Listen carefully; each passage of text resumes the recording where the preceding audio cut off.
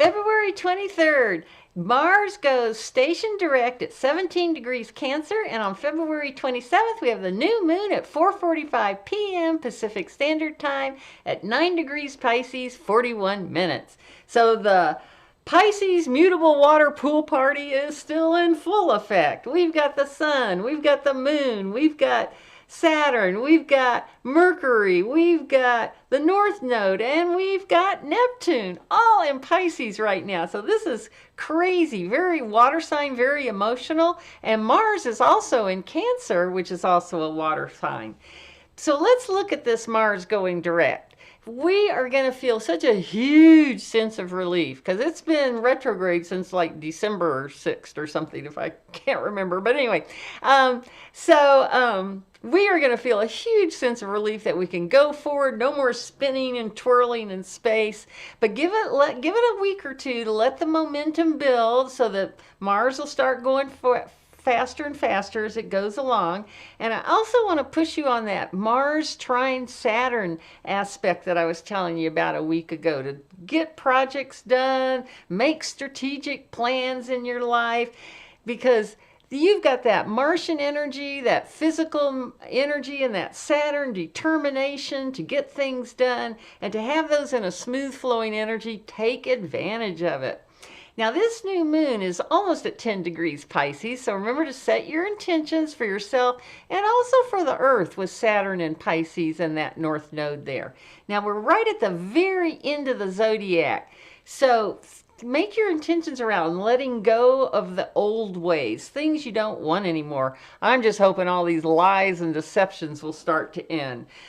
But anyway, there's this huge anticipation with all these planets and such getting ready to go into Aries. And also with a Pisces new moon, we can literally just have floods, and Pisces rules pollution, maybe an oil spill or something like that.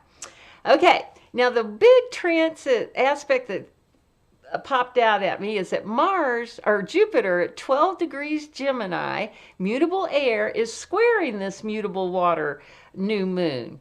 And this is actually a great aspect because Jupiter is giving us the optimism and the confidence to big ideas, whereas the square is kind of frustrating energy, so it's going to hold us back a little bit. So all those unconscious people and not aware, they're just going to overcommit, become overwhelmed, but not us. We're going to think twice before we make any choices here. So anyway, I'm going to say bye for now and hope you join me in the extended version. Bye!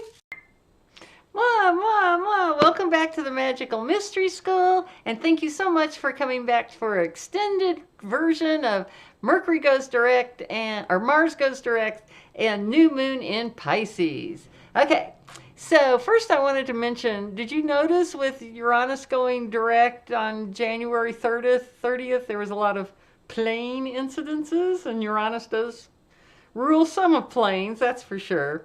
So that was kind of interesting. But I did want to give you a little forewarning about something. Coming up on March 20th is the equinox. Now that, for all of us astrologers, that's basically our new moon, our new year. So 0 degrees Aries. So kind of circle that date and maybe try to figure out somewhere to be, especially at dawn. And if you're not sure about how to find due east, because that's where the sun will be coming up exactly due east. You know, you've got this handy dandy little compass right here. Now look at that. See, I'm pointed exactly north, right? So this can really help you find that due east. And anyway, so I just wanted to let you know about that. And the actual equinox is happening kind of at 2 o'clock in the morning on the Pacific coast and 5 o'clock in the morning on the East Coast. So that's when it's going to be, the sun will exactly be at 0 degrees Aries. But you kind of want to see that dawn, that rising right at 0 degrees Aries. Okay, so I'm going to put you on pause and we'll bring the camera down and look at the wheel. Okay, so here's our wheel. And here comes Mars. Okay, it's going this direction, and then it got all the way up to, let's see, December 6th, yes, is when it went retrograde. It got all the way up to 6 degrees Leo. And then it went backwards and it trined that Saturn on February 9th. And it had already trined it once before. Oh, oops. Okay. And then now Mars is going direct at 17 degrees Cancer. And I'm going to put it right here, right in the middle of Cancer. And it's going to go direct, and it's going to trine that Saturn again. But this is only 17 degrees, and this is only 20 degrees. So they're actually only 3 degrees apart. So super close. So just remember that this is going to give you practical spirituality with Saturn in Pisces, okay? So really increase your focus on spirituality with Saturn in Pisces and start incorporating it into your life like every day. I went through a phase where I set my alarm on my phone for every 2 hours. So that, and at that 2 hours, all I would do is I would take 3 deep breaths and then just think about my connection to spirit. And that's all it is. Now, and also with Saturn in Pisces, and also the North Node in Pisces, we can kind of get more relating more to nature. So you might even find some spirituality in elves or fairies or something like that. Just remember, though, with Saturn, you are going to stay anchored in that 3D. I got a funny story. I had a fella over who was working on my irrigation system. And, and this is just an irrigation guy, nothing too fancy or spiritual about this guy. And he started telling me how he sees gnomes in people's backyard. So you never know where you're going to find a little spirituality. Okay. Now the other thing I wanted to mention too, remember these are water signs? So I did want to show you, here's the glyph for Pisces, here's the glyph for Cancer, and here's the glyph for Scorpio. We can always remember Scorpio with his little tail there ready to sting us. And then here's just the 3 water signs. So if you have anything in any of these 3 water signs, especially towards the middle of the sign, but anywhere, an angle on your chart or any planet, you're going to be getting a good boost from this sign because you're going to be hooking into a water trine, and it could even be a grand trine in your chart. So just keep that in mind, that even if you've got some Scorpio up here, you're going to be hooking into this trine. So good news on that one. Okay. So, and again, as I've said, just remember, with this Saturn in Pisces, try to stay spiritual with these projects that you're doing, or maybe it's something artistic, or maybe something that is a service to other people. That's big for Pisces too. And with Saturn in Cancer, we're going to feel very protective about ourselves too. Now, I wanted to show you this. This is the Chariot card. And yay, focus, good. All right. So that's the key that stands for Cancer. And I think it's a great one for showing us Mars in Cancer. Because here's the Chariot running all around out in the field, out in front of the city. But notice this wall back here, okay, that's between him and the city, okay? So he's actually protecting the city. He's watching this wall here. And that's Mars in Cancer. That's what I see as a real protector for your body, your family, your home, whatever. And also, just as long as I've got the key out here, look at this. I didn't notice this for a while. Notice he doesn't have any reins for these sphinx that are pulling his chariot. He's doing it all with his mind. Interesting, huh? Okay, well, I'm going to set the chariot right here. It's kind of close to Cancer, as close as I can get. And I've left our Pisces card, the moon, and I'll bring it up so that you can get a good look at it too. Yep, there we go. And here we can see, yes, from Pisces, we go through the whole evolutionary scale, and directly across from us is Virgo. And the Hermit is standing up there with his lantern, shining it down, lighting our way. And here this can also be, since it's the moon and Pisces, we can't see that well at night, even if it's a full moon. This is showing all the phases of the moon. But we also have the wolf and the dog, showing how, sometimes we can get a little lunar, in our howling at the moon. So I'm going to leave this right over here by Pisces. And it seems like they show up a little better if I put them up on something so there's a little angle there. I still don't know how to work lights and things like that. Okay, so I wanted to show you that because I also wanted to remind you again, because we had Neptune and the North Node right here in Pisces, and they conjuncted February 7th. And they are like at the tail end. I mean, we're talking about like 28, 27 degrees. And I'll put them right over here. They're at the very tail end of Pisces there. But that did, the North Node, remember, is kind of our path in life, how we grow spiritually. So having Neptune and the North Node conjunct here, we do have a very elevated sense of spirituality. So if you're feeling that, relationship, you're feeling a calling right now, then that's great. Because Saturn in Pisces, the North Node in Pisces, is really telling us that the earth is a living, breathing being. And everything on the earth, even the rocks. I mean, we can't see them breathe because they're probably breathing so slow.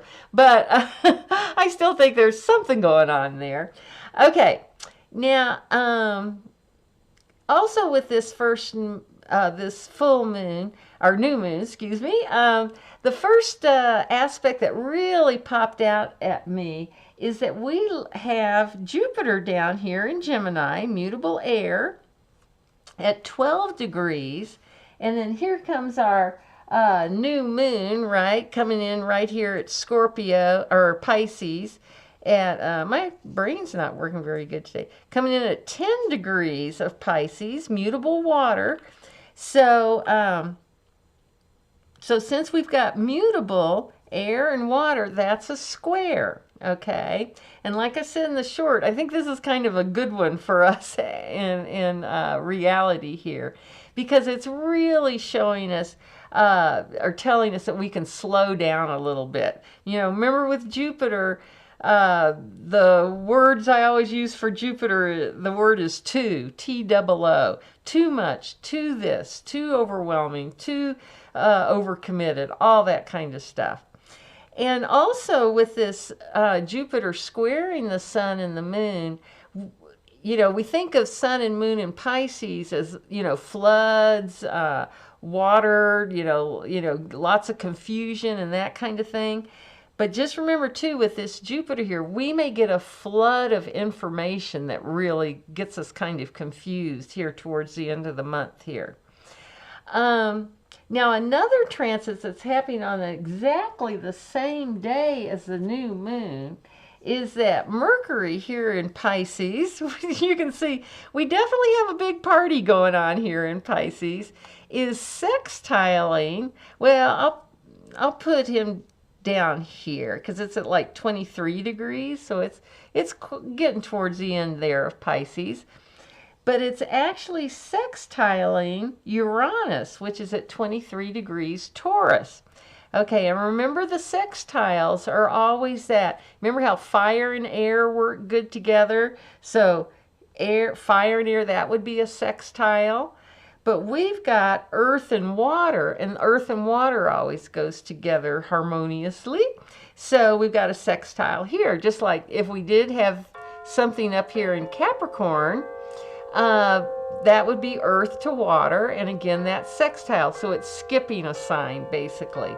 So just to remind you or review a little bit on that again. But with Mercury, we've got our communication planet, and we've got Uranus, expect the unexpected. So on the same day that this is going on, expect some maybe shocking and good surprises. Because with Uranus and or Mercury and Pisces, we're going to be able to have more of an elevated interpretation of what's going on too, and with that sextile. Also, with that sextile energy, and Pisces is kind of one of those signs that tends to be considered that surrenders to the flow. And let me just mention about the word surrender. It doesn't mean give up, I'm quitting, I'm not going to try anymore, that kind of thing. What we mean spiritually when we talk about surrender is that we're surrendering to spirit. That we know that spirit's got everything all worked out. Spirit has things figured out 3, 4, 5, 6 moves ahead, lifetimes ahead, maybe even, I don't know. But that we surrender to that flow of the universe. Okay. Now I just want to review real quick with Mercury here, just to go over that, because I think this is a pretty instructive movement here. And also the other reason I'm pointing this out, let me get my little pointy stick here so you don't have to look at my big pink fingers. But we have Uranus, or not Uranus. I always say Uranus, Mercury and Uranus are also, Mercury's the lower octave of Uranus. And so I tend to mix them up. It's the same way like the Hermit card and Virgo. They're the same, so I tend to say the wrong thing. So excuse my little brain. Okay, so we got Mercury in Pisces squaring Jupiter in Gemini. Okay, what we just went over on February 20th. Now on February 23rd, Mercury trine Mars. Okay, water to water, right? The square, mutable to mutable. Then on February 25th, we're going to have, oh, and I should also say, this is, great for future visionary thinking, planning, looking ahead. Mercury trine Mars, that's that physical energy. I look at this as turning thoughts into things. This is a great day to really get some manifesting going on here. Mercury conjunct Saturn on February 25th. This is a reality check, making sure we didn't overwhelm ourselves, right? Too much. And then on February 27th, not only do we have the new moon in Pisces, but we also have Mercury sextiling Uranus. So that's that good flowing energy, that good shocking news hopefully we'll get. But just to also let you know, then coming up here, March 2nd, Mercury is going to conjunct Neptune and the North Node all on the same day. They're right there at the end of Pisces, right? And then on March 3rd, just the next day, Mercury is going to go into Aries. And then on March 5th, sextile Pluto in Aquarius, and will conjunct Venus on March 11th. Now, the reason I wanted to kind of write all these out for you is just remember the sun is right behind Mercury. So the sun is going to be making all these exact same aspects, but in the month of March and later on too, of course. But I did want to mention that again, and I can't emphasize too much too that Mercury conjunct the Neptune and the North Node, and really getting in touch with what your soul path is in this lifetime. Okay, so I kind of wanted to go over that. Oh, and of course you're welcome to take a screenshot of that too, of course. All right, so I think that's plenty to talk about for now. The one thing I did want to mention, would like to start talking more about houses, but for you to relate that to your own chart, you need to get your own chart for starts, because that'll give you your rising sign and your midheaven and your different angles and that kind of thing. And the most important thing about getting that chart, and like I said, literally, you can just Google free astrology chart and you can find one. This is the web page or that I use for my when I get charts done. And also, oh, and I wanted to say, so getting your chart, probably the hardest thing is finding your birth time. So that will be on your birth certificate primarily, but some birth certificates don't have it. So ask your mom, of course, and sometimes your parents will have those little birth announcements that'll have the time, you know, and your length and weight and all that kind of stuff. So that it can be on there too. And if your mom is like, oh, I have no idea, at least ask her to narrow it down for you. I mean, certainly she knew if it was after midnight or before midnight of that day. Was it in the afternoon or the morning? Try to at least get something, or maybe your dad knows. Maybe somebody has a birth story. Like my birth story is my dad was at home playing taking care of all the other children, and my sister had gone in the house and the phone rang to let the family, or they let this 5-year-old little girl know anyway, that she had a new baby sister. So, you know, there can be stories, and they knew they were all outside in the middle of the afternoon and that kind of thing. So there can be things like that too. Okay, so I think that's enough for now, and I will say goodbye. And hopefully we will talk to you next week when we'll be talking about Venus retrograde. So just remember, from there to here, from here to there, funny things are everywhere. Bye. Oh, where'd it go? There it is.